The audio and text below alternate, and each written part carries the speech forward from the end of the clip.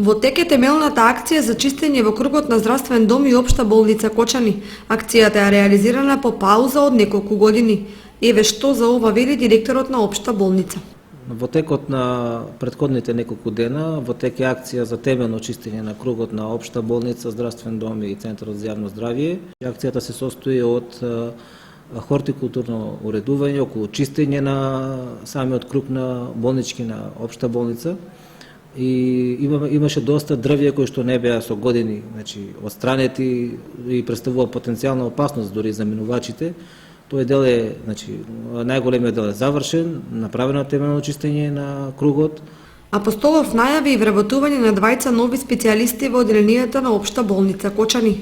Едниот во делот на болничкиот дел, другиот ќе настојуваме да се вработи доколку добиеме потврдна согласност специјалист по неврологија.